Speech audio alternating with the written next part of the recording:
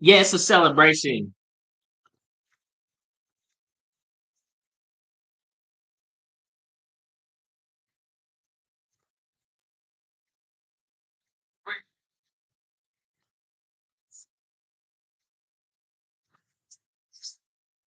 You gotta let the beat. You gotta let it like the beat drop a little bit.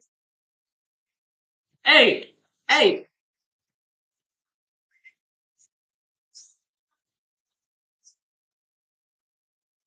celebration time. Hope everybody's having a good Friday. I just let the beat go a little bit. Let go a little bit more. Um, um. Yeah, let's celebrate. It's a celebration.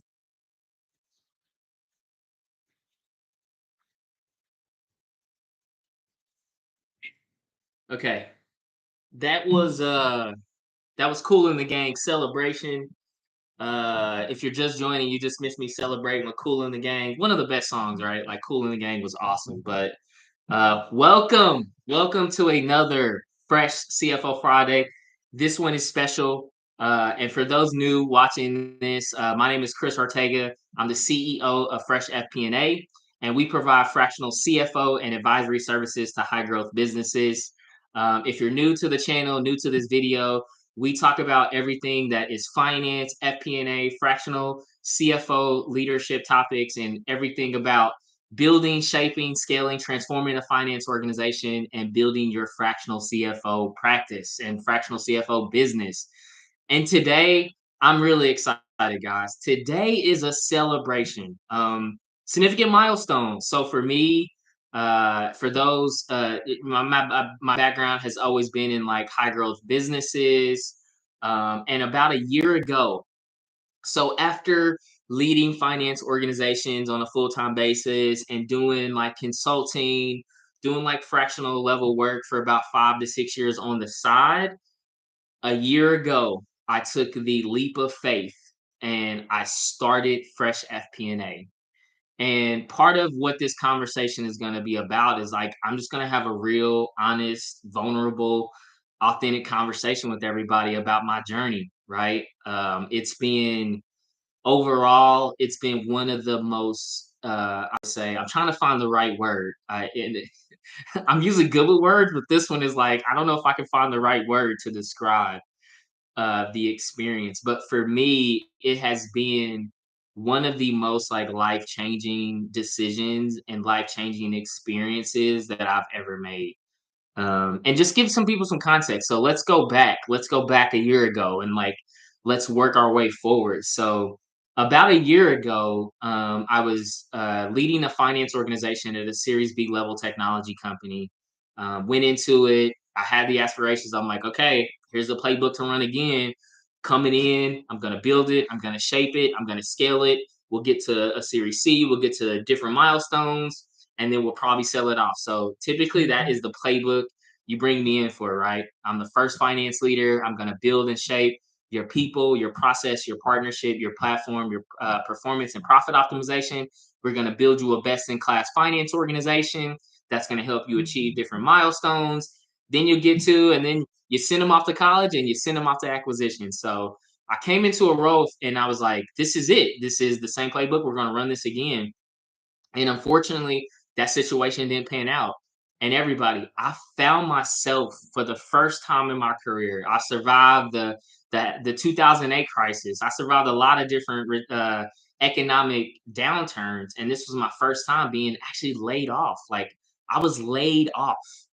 And I remember that conversation, and I was like getting the news, and I was talking to the COO and the founder of the business, and he's like, Chris, I seen the writing on the wall. It was so different, and then I think this is something people need to be aware of. Like I was doing the modeling, I was doing all of the planning, like leading it because the company was making a significant change and a significant pivot in terms of their go to market and a lot of different things they were making pivots on. And I was doing, guys, I did the modeling to model myself out. I'm like, hey, if you want to achieve the kind of burn rate, if you want to achieve the kind of runway, if you really want to make the maximum amount of impact on this, you're going to have to make these changes. Like, And I remember, I'll never forget this. I was doing the modeling of like modeling myself out of a job. Like I was like, this doesn't make sense. Like it doesn't make sense. And like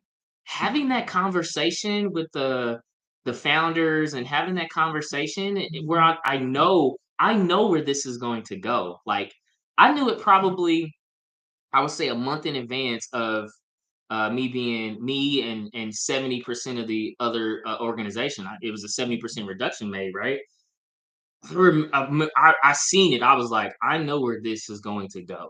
I kind of, and I was preparing myself for that conversation. And but you're never prepared for that, right? I think this is like it's nobody gets prepared to have that conversation. And for me, like when that happened, I had this moment and I was like, wow, this is a reality. Like this is for real. Like this is happening. And I took time to process it. And I've been on these conversations before. I've had to let people go. I've had to hire, I've done all of that. But when it's like your first time and all these questions are going in my head, and I'm sitting there thinking, I'm like, man, like this is like at this stage of my career, like I reached the top, and then now this happens, and I took all of that noise out, and I sat there, and I was like, you know what? I'm gonna turn this into an opportunity, right? And the first place that the first place in my career, the first time I was ever laid off, all of those emotions that went into that, I turned it into my first fractional CFO client for Fresh FP&A. Like, think about that, guys. Like, you take a situation, and I think it's so applicable right now for people. Is there's a lot of you see it constantly, and it breaks my heart to see a lot of these organizations making those decisions, land 7%, 10%, 15% of their workforce off and making these decisions. And I looked at that and I said, you know what? I'm going to turn this into an opportunity. I'm going to turn this challenge, this adversity, this what am I going to do into an opportunity. And, I've been doing kind of passively Fresh FP&A on the side. And I was like, I'm going full time on it. Why did I make that decision? Because two things, right? I know what it takes to build, shape, scale, and transform a finance organization. I've done that. I've done that playbook. I know the good, the bad, the different, the everything in between those different things, right? I've been in the trenches. I've been in the wars. I've been in the public accounting rooms on a Saturday when you're working on during busy season and you're working 80 hours a week. I've been in a high growth technology company where you went through in your time being there 8 different rounds of fundraising, right? I've been through an organization that we're seeing a downturn and we're making a go-to-market pivot, and you're working with the finance team to navigate, and you're looking at your bank account every day to make sure you make payroll, right?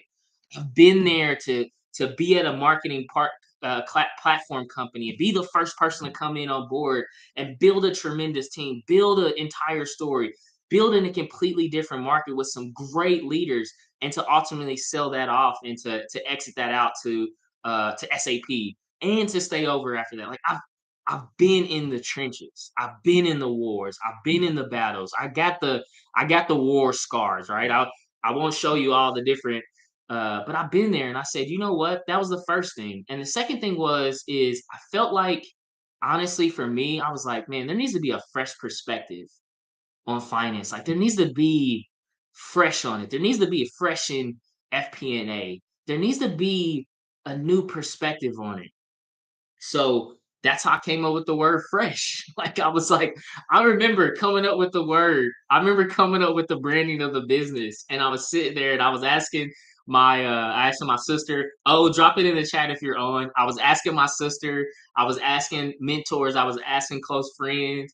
And I asked my nephew, who's a really great resource of mine. And I asked him, I was like, what do y'all think about this word fresh? And they were like, Chris, like fresh means new. And then I was thinking of FP&A, right? But not traditional FP&A, right? I'm like, that's not where I see the huge value. That's not where I see the freshness coming, right?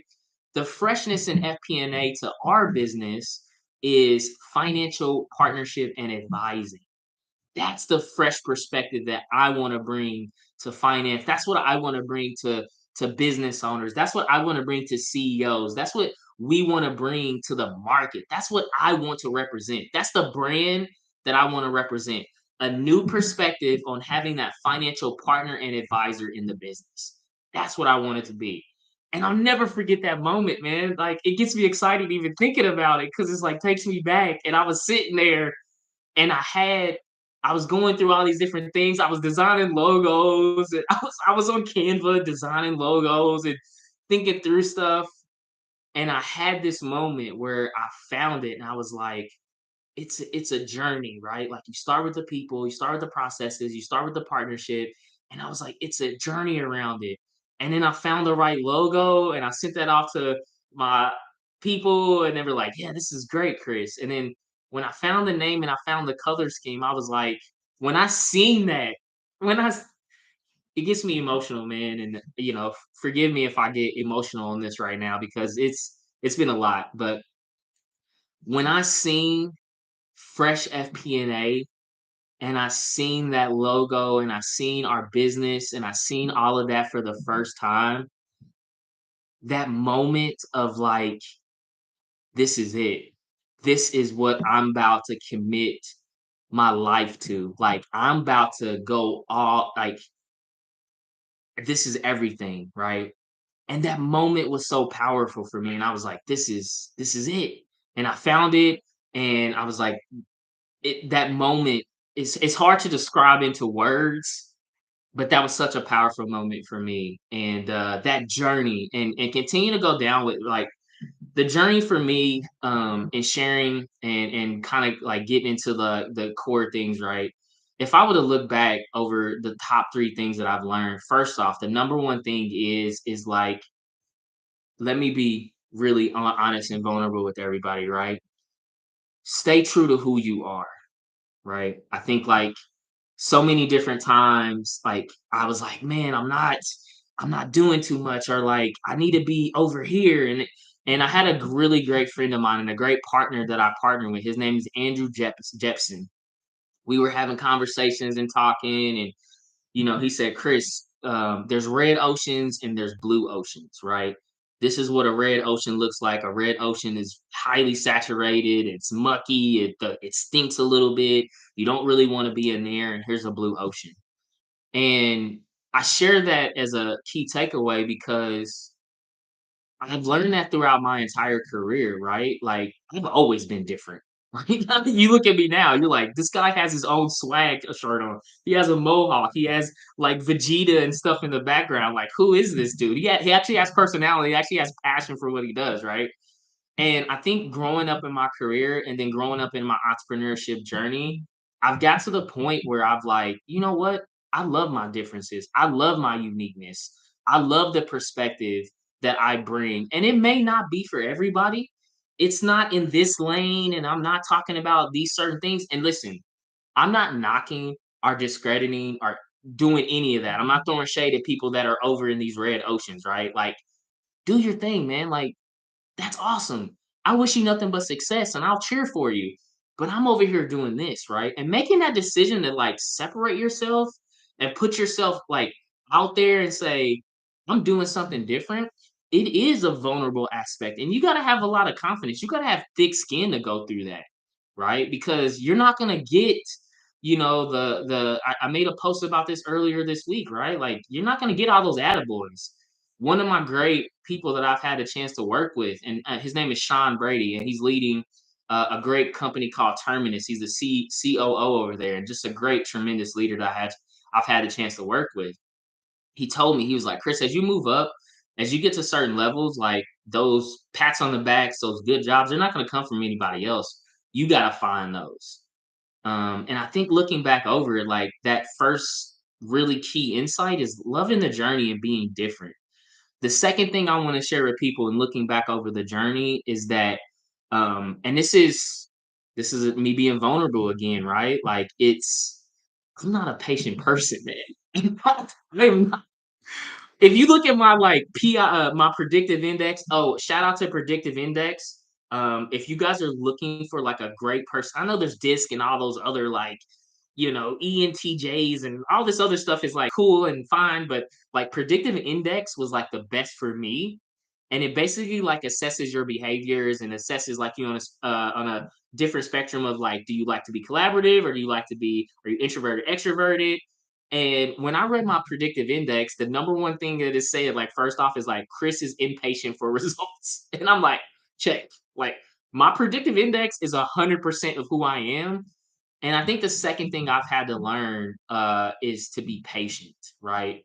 Um, you going down and building your fractional CFO business or building your own business or it's a marathon, man. And again, you're gonna have days where you wake up and it's like for all my Dragon Ball Z fans, like you are like Super Saiyan stage 2. You like wake up and instantly you're like it's like stage 2 already, right? You're like, I'm tackling everything, I'm getting after it, I'm crushing everything.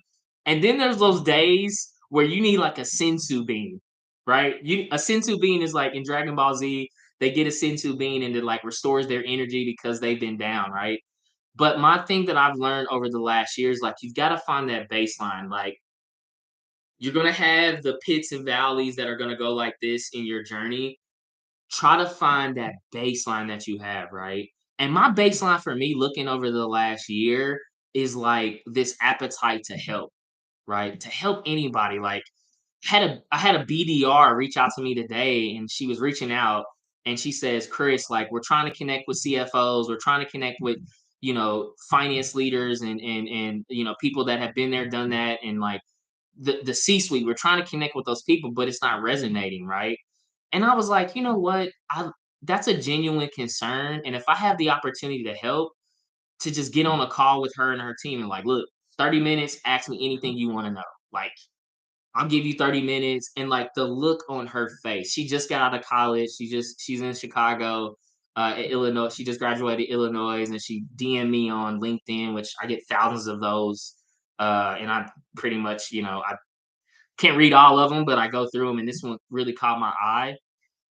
When I told her I was willing to do that for her BDR team, and like I was like, look, here's my calendar link. Here's 30 minutes. Put some time on there. Come with questions, clarifications. You've got time for 30 minutes to ask a CFO anything you want to know. Ask me anything. I'll answer it the best way that I can. I'll give you the insights that I have. You can record it if you want. I'll give that for you. You look at her face and she's like, oh my gosh, she's like speechless. She's like, this is like the best. And I was like, Lauren, it's okay. Like, it's fine. Like, I'm here to help. Right. That's the second thing. Is when I looked over our business and I had people ask me, and I get a lot of people asking, Chris, what is your goal of Fresh FP&A? Like, are you trying to reach, this and this milestone? And what are your milestones? And what are your revenue targets? And what's your income targets? And I look at all that and I'm like, that's not really it, man. Like, and a lot of that comes from my professional career. I was never motivated by titles. I was never motivated by money. I was never motivated by power. I was never motivated by these things that a lot of people in their career. I was never motivated by like a following of people, right? Like those things don't motivate me, right? Impact motivates me. Impact, put myself in an opportunity to fail and continuous improvement and being better than I am the day before, right? Those have always been kind of like my North Stars throughout my career. And for my team and for Fresh FP&A and A and the team that we have, I'm like, guys, that's what we're working towards, right? That's the goal, right? And when I've always taken that personal aspect of it, it's translated over to business because we're focused on impact over income, right? I'm not trying to, and there's some people I don't knock, right? I'm not knocking you. Like, if you want to grow your fractional CFO business and get 1,000 customers and like get it acquired and like you have those aspirations, man, crush it. I'm cheering for you and I'm here to help, right? But to me, it's about the quality over the quantity, right? It's about the impact over the income. It's about how are you able to how are we, and this is what I tell my team every Monday call that we have strategically together, how we're using our skills, passions, talents, and experiences to help others realize and achieve greatness. That's it. Because at the end of the day, if we're able to do that for our clients, if we're able to do that for the connections that we help support, that's a bigger ROI. That's legacy, right? That's leaving a legacy across a lot of different people that you can make an impact on. So that's my second one.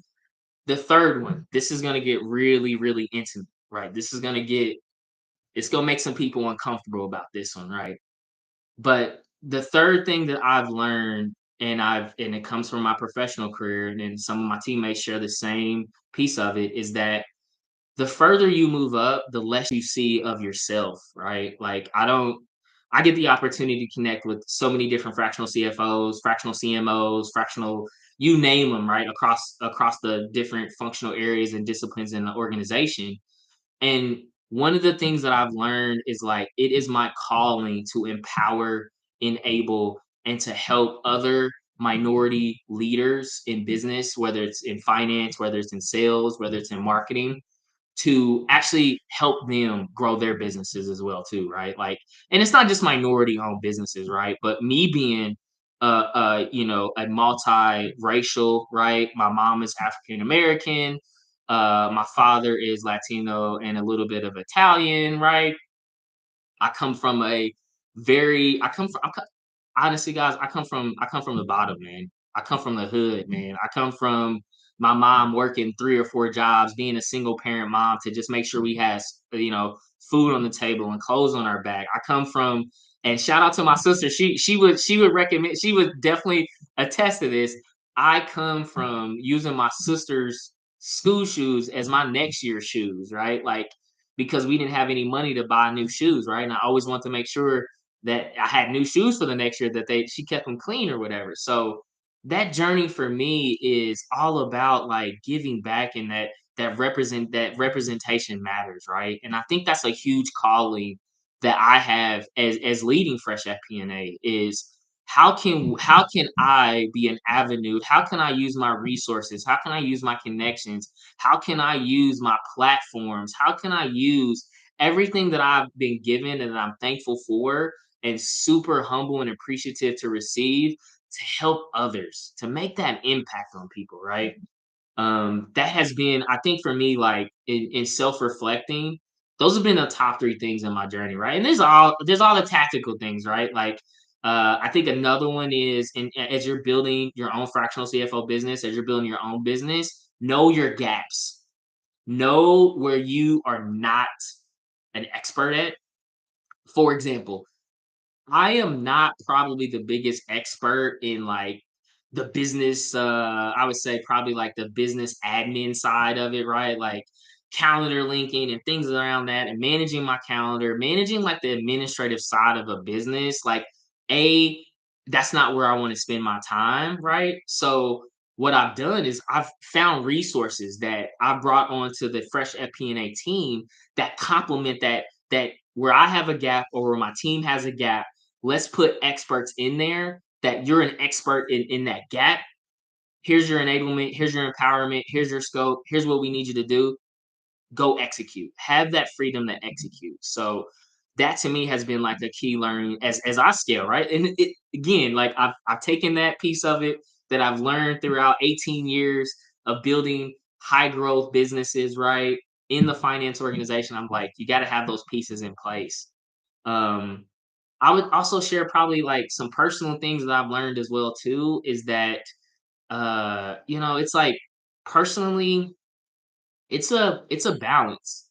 I think one of the things that has been really eye-opening to me on this journey so far is that vulnerability of like not having it all figured out, right? Like, no, and listen, if there's a CFO, if there's a fractional entrepreneur CEO, and they tell you like I got it all figured out, they're lying to you, right? There's nobody in the world that has this entire thing all figured out. And giving myself grace to know, like, hey, Chris, you don't have it all. It's okay to not have it all figured out because everybody else doesn't have it figured out, right? But take the opportunities to learn, build a great network of great people. And also, like, for all of those entrepreneurs out there, here's another piece of advice that I've learned as well too. Not every connection is going to have the best intentions for you. Let me tell you that again, right? I get a lot of people that reach out. I was on a call today, literally happened today. And the whole vibe of it was like, hey man, like this is feeling more of like an integration or an interview than it's feeling like you actually want to partner with me, right? That is a big one. That is a big one that I've come across, right? Is like the questions you're asking me, the insights that you're kind of getting. It's like this isn't you're asking like how specific details of how we like do things and how we price things and what this point of it is, right? And one of the things I've learned in being a leader and one of the gaps I had to get over is like not every call, not every person, not every and I see this and this is the compliment on like always the willing to help, right? Is like you've got to balance that as you're leading a business because there's a lot of people out there that really are just want to copy the sauce, right? They just want to.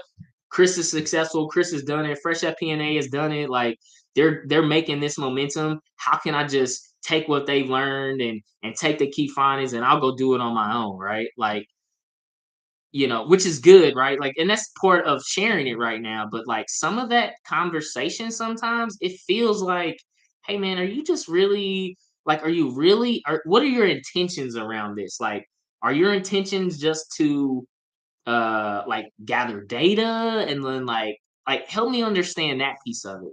That's been something, right? And I struggle with that because you have to balance being the financial leader strategically guiding a business, but I'm also wearing the hat of leading an entire company too, right? Um, that has been, I think, a thing that I've had to adjust to. Man, what else? What else can I think about? Man, I just brain dumped a lot. I just dropped a lot of knowledge on there, but looking forward to the next couple years and like it's really just about like making an impact. One of the macro themes, and I share this a lot, that I'm really excited about is like when you look at the demand in businesses around the fractional resources, right? You kind of see it in waves. If I was to look at the landscape, you see Americas, which is really quickly adopting this whole fractional concept of it, right? You see like the European EMEA is what I always call it because like that comes from a former business I was a part of.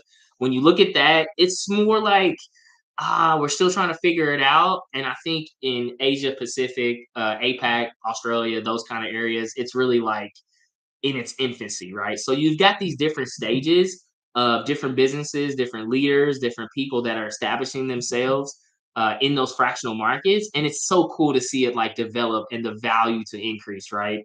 And I always tell people that there's no better time to like build your personal brand, build your experience, and provide value to clients, provide value to people because that demand is there. That demand, but the supply, right? From an economics perspective, demand is high, supply is low. There's a premium on top of that. I think that's one thing I'm looking forward to in the next year.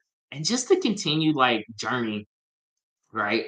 Following one of the probably last golden nugget I'll give people as they're thinking about or you're currently on or you've reached the mountaintops, which salute to all those people that are continue to crushing it.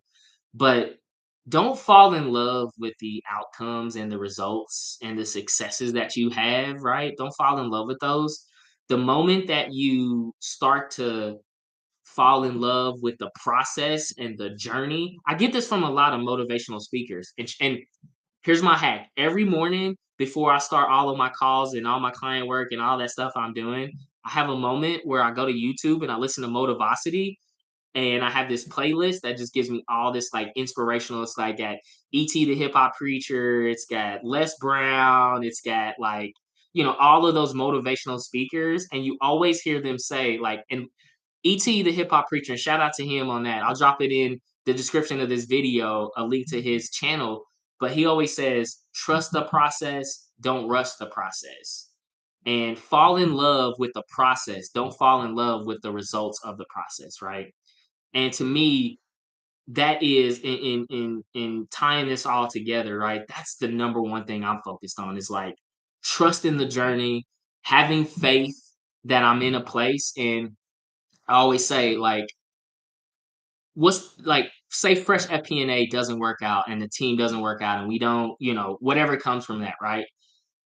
I don't look at that as a failure. I look at that as a learning opportunity, right? And that's always been like kind of like my perspective in life is like, this probably comes from me boxing, right? Is there's only winning and learning. You only lose if you don't learn. So for me, trusting the process, falling in love with the journey, and not falling in love or rushing the outcome or the successes, that really helps you, as I mentioned earlier, build that baseline, right? Because if you can't tell right now, my passion, my emotion, and love for finance, FP&A, CFO, fractional CFO, and all that experience, that's like my greatest skill set. But I know for me as well too, that is a big weakness because I can go from those, I can be in the wave. So learning to be in the wave and get on that surfboard and you just ride that consistent wave out and you're not worried about how many miles you get in, what the distance that you have, but you're just enjoying being on that surfboard and riding those waves. And along the way, you're dropping off some meals to the fish out there. You're making an impact. You're feeding people. You're doing that. That's like the biggest analogy. Like I just tied that together. I was like, yeah, it's like ride the wave, help along the way. Don't be concerned about where you're going. Enjoy the scenery and enjoy the ride that you're on. So for me, man, that is what I wanted to give back to everybody. And if you're on the fence or thinking about like Chris, man, I really love to do this. Like I love to deep dive a little bit more. In the description of this video, there's a link. Set up some time with me. Happy to talk. But for me, that is looking back and celebrating the milestones. And I'm truly thankful. Hope you enjoyed watching this video. If you enjoyed watching this video, make sure to like, comment, subscribe to the Fresh FP&A YouTube page. We post videos every week. I do these lives. We have at least one video posted of content. And thank you so much for your time. And as I always leave, keep pushing, never settle, and always remember the best is yet to come. Let's get it. Thank you, everybody. Thank you, everybody, for joining. Drop your questions in there. I know, like, sometimes I get on these things and I don't even have a script for these, and I just like love it because it's like my time to just like talk about my week, share. So if you got any questions you want to ask me, drop them in the chat, and I'll spend some time to help answer those. And I hope you're enjoying your Friday. Can you believe it's the 17th already? Like, where is this going? It's like already halfway of the month.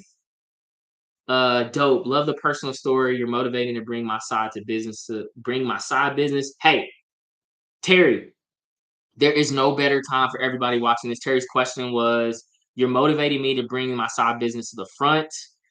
Listen, there's no better time right now to create a side hustle for yourself. Do that. Cannot recommend that highly enough, right? Like I said, before going full time in Fresh FP&A, I was doing this for 5 or 6 years as a side hustle. So I was helping organizations, doing consulting work, doing a lot of the different things as I was leading high growth organization, successfully made that pivot to full time. So Terry, yes, get it in the front. Let me know, brother, how I can help and support. Um, cool. What other questions? Any other questions? How's your Friday? Everybody's Friday going good? My Friday's going great. Awesome. Well, if there's no more questions, hey, everybody, thank you so much for your time. Enjoy your Friday. Have a great weekend. It's All-Star weekend. I'm not gonna probably watch any of that. Honestly, the NBA doesn't actually get exciting until like the playoff times, right? Like because there's way too many games, and it's a it's the NBA is ridiculous right now because it's all about super teams, right? Like I come up from the NBA in like the 90s and like early 2000s where it was about like one team had maybe 1 to 2 players and it was like the best competing against the best, not the best joining the best. But cool. Well, hey, thank you so much. Enjoy your Friday. Thank you so much for listening. And like I said, smash that subscribe button to make sure you don't miss any other Fresh CFO Fridays. Catch you on the next one. Stay fresh.